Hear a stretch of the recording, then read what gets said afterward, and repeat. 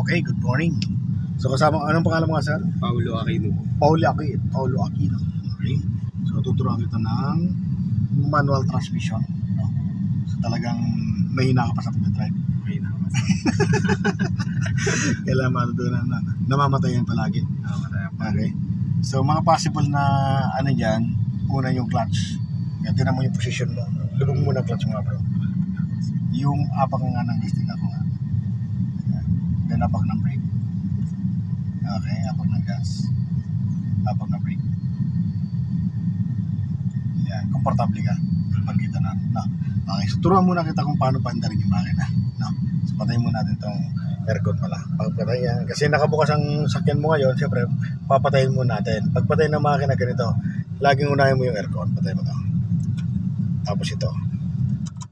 Okay, then, yung susi, ayun, no? Ayan. Ganyan, patay yan. Isa pa. Then, hugutin mo na. Okay, then, ipasok mo yung susi. Then, isusi mo hanggang umilaw lang. Go. Yes. So, ganun lang, kasimple ano.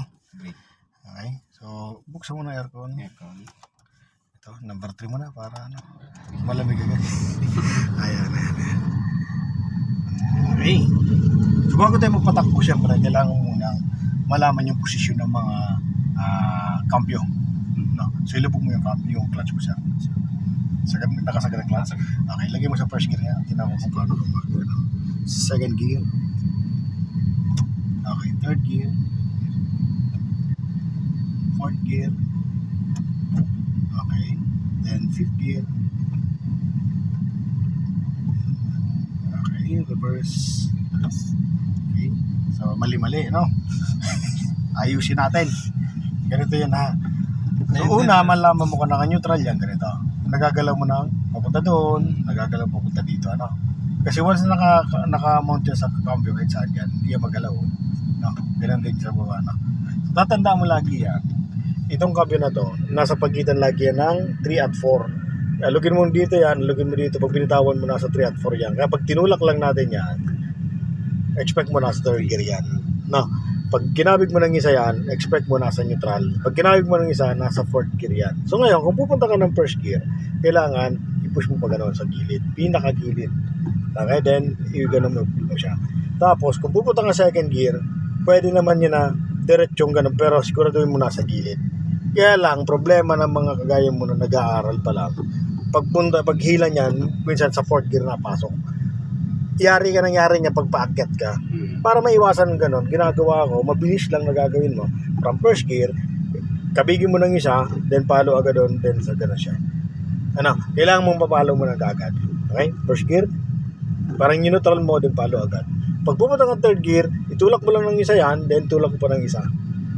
Di mo na kailangan pang hanapin niya kung saan. Kasi once na pwede pumasok sa first gear yan or fifth gear. Para hindi pumasok doon, sigurado kang papasok sa third gear. Pag nasa second gear, tulak mo lang ng isa yan, neutral yan, sigurado yan. Kasi ang balik niya talaga lagi nasa gitna. Then tulak mo pa ng isa, nasa third gear ka. Ngayon, kung pupunta ka dito naman sa fifth gear, tulak mo ng isa, then ganun mo siya para sigurado ka. Okay? Pag pumunta ka naman ng reverse, lagay mo siya dito sa gilid, tapos ganun yan. No? Okay? Pero siguraduhin mo, lagi nakasagad yung clutch mo. Kasi once na nakaangat yan at naandar tong makina mo, at pinipilit mo siya, okay? At hindi naman nakalubog yung clutch mo, masisira yung transmission. No? Yung makina mo. No? So, para maiwasan yun, lagi sagad ang clutch. Okay? Tapos saka mo, iyan yung proper na paglalagay doon sa gear. Okay? Kaya naman tayo nag-shift ng gear kasi nga, nababago yung speed.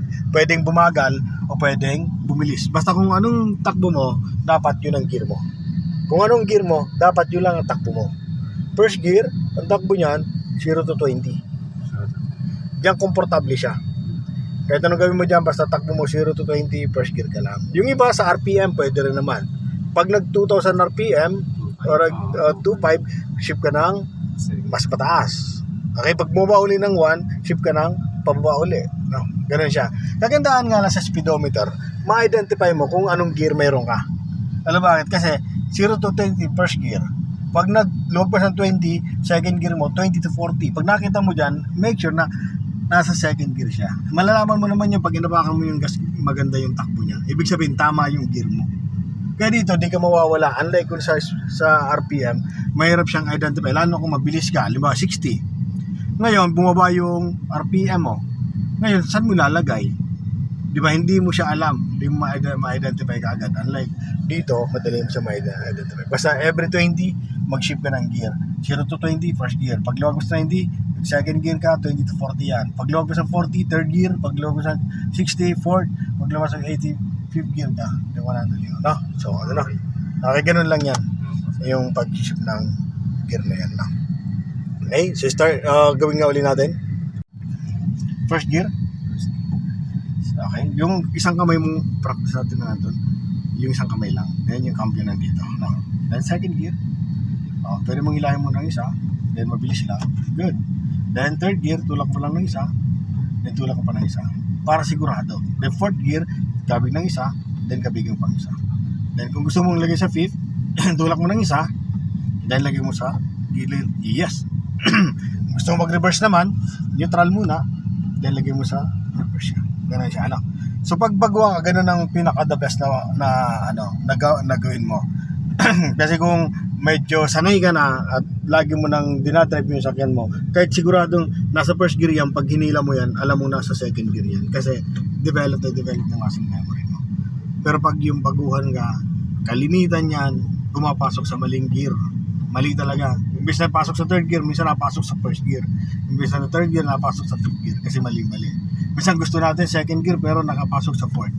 So ngayon, nagkakaproblema nga kasi nga, kung anong takbo mo, dapat yun ang gear mo. Kung anong gear mo, dapat yung takbo mo. Eh ngayon, kung mali, so mahirapan ang makina mo, namamatay yung makina mo. Or hindi niya kaya yung performance. No? Okay? So okay ka na ton? Then, dito naman sir, itong handbrake. Kasi patatakbo natin. So tanggalin mo itong handbrake. So, bago mo tanggalin yan, dapat lagi ka nakakapak sa brake. Bakit? Kung ang kilalalagyan ng sakyan mo medyo pataas, pag tinanggal mo to, atras yun. E paano kung may sakyan sa likod? Natrasan mo na agad siya. Kaya siguraduhin mo na lagi ka nakakapak sa brake na nire-release mo to. Okay? So, tanggalin mo siya. Okay? Nakapak sa brake. Tama? So, ngayon, tanggalin mo dahan-dahan yung brake mo. So, hindi siya nag-react kasi napapantay. Ginagawa ko lang sa'yo, pinapagawa ko lang sa exercise niya para masanay ka nasa tama. No? Okay, then ilagay mo sa first gear. Okay? So once na ganyan na, di man siya nag-react, so yung position ng paa mo galing sa brake pumunta na sa gas. Then saka mo iangat yung clutch mo hanggang sa tumakbo lang siya mag-react lang siya ng konti. Sige pa. Sige pa. Pag nag-react siya ng konti, pwede mong applyan ng gas, konti, 2,000 RPM. Sige pa. Gas ka pa. Then bilang ka ng di ka nakapag-apply ng gas. So ang bilang mo 1,001, 2, 3, 4 hanggang 5 seconds. Ngayon lagpas ng 5 seconds, release mo na clutch mo. Hindi na mamamatay yung makina mo no? Ganun lang gagawin natin na. Okay, stop and go muna tayo bro. Lubog mo yung clutch mo.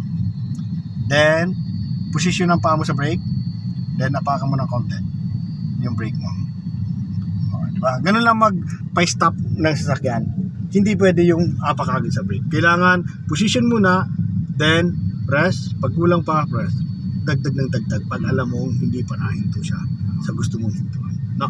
Okay, yun muna gagawin natin, stop and go exercise. Tanggal ang brake, then angat ang clutch, pagatin mo kagad yung clutch mo, sige, pagatin mo. Yan, pag kumagat, napansin mo yun, yung pagpakagat mo, hindi po masyado kilala yung clutch biting. Pantarin mo na makina mo. Sige, pantarin mo makina mo.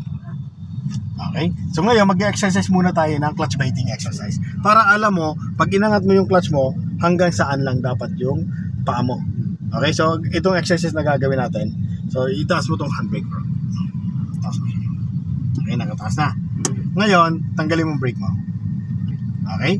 So, wag mo nga apak sa gas, ha? So, ang angat lang natin, dahil sa naka-force nito, angat mo lang clutch mo, dahan-dahan. Mararamdaman mo to, umaangat ang unahan niya. Angat mo yung clutch mo, dahan-dahan, ha? Diba? Ayan, umangat. Kung siya umangat, dapat dun lang yung paa mo. Okay, lubog mo yung clutch mo. Okay, then angat mo lang hanggang dun lang. Ayan, hanggang dyan lang. Huwag mo sobrahan. Pag sumobra ka pa dyan, mamamatay na makina mo nun. Ganun lang dapat yung angat ng clutch. Yan ang gagawin mong exercise. Pag bago kasi sa sasakyan, yan ang gawin mong exercise. Okay? Lubog muli. Then angat mo siya. Ayan, kumakagat, nagbabite. Okay, lubog muli. Then, angat mo siya. Okay? So, ganun ang gawin mo. Huwag mong lalagpas dun, ha? Okay, gawin na natin. Lubog mo ng clutch mo. Then, napaka ng brake. Baba mo yung handbrake mo. Okay? Then, tanggal ang brake. Then, angat ang clutch. O, yan. Yan lang paa mo. Then, bilang ka. 1, 2, 3, 4, 5. Release ang clutch. Di na mamamatay yung makina mo. Okay? Pero kung gusto mo may gas ka agad, once na nag-react na yung sakyan mo, gas ka na kaagad. Or gusto mo naman, unahin ka agad ang gas, mag-gas ka na kaagad basta 2,000 RPM lang. Pag may gas ka ng 2,000 RPM at tinangat mong gas mo, ang clutch mo, dire-diretso na yun. Hindi ka na mamamatay ng makina mo na. Okay, so, try natin ulit, sir. Lubog mong clutch mo. Then, apa ka ng brake. Then, full stop. Okay? So, gagawin naman natin ngayon, sir, yung nauna yung gas. Pag tinanggal mo yung paa mo sa brake, lagay mo kagad sa gas, kailangan 2,000 RPM lang yung gas. Okay? Pag nasa 2,000 RPM na yung gas mo, doon ka palang mag-aangat ng clutch. Doon lang sa biting. Huwag mong sobrahan, ha? Pag kasi sumobra, patayin kahit nasa 2,000 RPM siya, no? Okay, so gawin natin, exercise, gas. Gas. Yan, steady mo. Steady. Yan, naka-steady. Angat ka ng clutch. Hanggang sa tumakop, mali yung pag-angat ng clutch, masyado mataas. Masyado mataas siya, no? So, gawin mo lang, mababa lang muna. Pag hindi pa, angat ka ng kaunti lang. Yan ang tinatawag na half clutch ng iba, no? Okay, gas ka ngayon. Gas. Okay, steady mo yung gas mo. Naka-steady na. Dinangat ka. Oo, di naka-steady. Steady mo lang siya. Steady mo lang. Okay, na-steady. Yan, naka-steady na. O, angat ka ng clutch ngayon. Masyado mataas yung ano mo. Yung gas nasa 3,500 RPM. Kaya maingay. Walang problema naman yon. Lalo na kung paahon yung sakyan mo at nahirapan. Pero, yun ang nakakasunog ng clutch lining. Okay? Pag ang bagal ng angat mo tapos babalik-balik, sunog ang clutch lining mo na. Okay, sagad mo clutch, then napakang brake. So, gawin din natin, gas ka.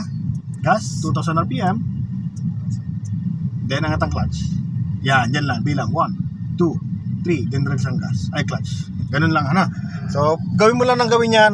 Gawin hanggang sa masanay lang yung paa mo. Tawag doon ay muscle memory. Okay, yung idea, alam mo na.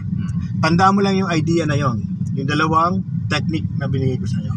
Una yung inangat ang clutch, 5 seconds. Yung isa naman, yung magagas ka, 2,000 RPM, dinangat, pag tumakbo, 1, 2, 3, release. Yun ang gagawin mo lang. Ano? Sige, gawin natin. Okay. 38 years. Okay, na. Naroon na mag-30 siya. Wala, 1 minuto pa lang. Ano tayo? Wala pang 1 oras yun, no? Sabi ka na eh. Okay, ganun anong oras tayo nag-start? 11? 10:30. Ano na ba? 11, oh. Saglit lang, ano? Magaling na agad, eh, no? Sabi ka na. Kung pag marunong pa lang, pero di ba magaling?